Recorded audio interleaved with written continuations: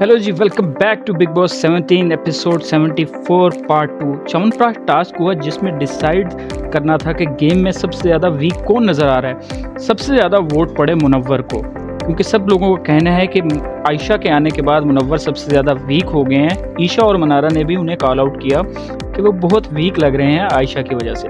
और टूट पड़े मनारा पे कि मैंने तुम्हें जो बातें बताई थी तुम्हें बिल्कुल नहीं चाहिए था कि तुम घर वालों को जाके बताओ, लेकिन तुमने उन बातों का ढिंढोरा पीटा जो कि बहुत गलत चीज़ है। समर्थ कॉन्टीन्यूसली एक नेगेटिव एनर्जी थ्रो कर रहे हैं मुनव्वर की तरफ और मनारा को गाइड कर रहे हैं कि अब तुम सही जा रही हो, तुम्हारे जो स्टेप हैं ये बिल्कुल ठीक है। जबकि समर्थ और मुनव्वर का रिलेशनशिप स्टार्टिंग में बहुत क्लियर था, लेकिन अब जाके समर्थ मैं नहीं समझ पा रहा कि क्यों ऐसी नेगेटिव एनर्जी थ्रो कर रहे हैं। लेकिन ये गेम प्ले है जो वो खेल रहे हैं।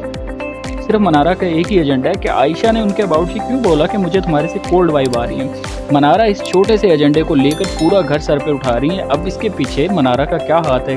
क्या उन्हें बुरा लग रहा है कि आयशा और मुनव्वर क्लोज क्यों आ रहे हैं, या उन्हें ये बुरा लग रहा है कि मुनव्वर आयशा को टाइम क्यों दे रहा है, मुझे टाइम क्यों नहीं दे रहा? अभिषेक ने मनारा को अपने साथ बिठाया और समझाया कि आप जो लोगों की बातों में आकर कर रही हैं वो बिल्कुल ठीक नहीं है। खुद को समझें, मुनव्वर के साथ जाकर बात करें और सब सॉर्ट आउट करें। जिस पर वो एग्री होते हैं और मुनव्वर मनारा बात करने जाते हैं। वहाँ बातें खुलना शुरू ही होती हैं कि रिंकू जी वहाँ आ जाती हैं और बैठने का पूछती हैं।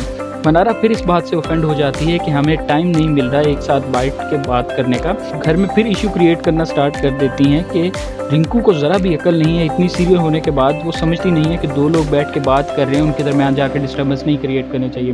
टोटली एजेंडा जो है वो मुनव्वर से हटकर फिर रिंकू की तरफ शिफ्ट हो जाता है। विकी और अंकिता की एक बार फिर से बहस छिड़ती है और उसका रिजल्ट वही सेम, डिस्प्यूटेड और अनकंक्लूडेड।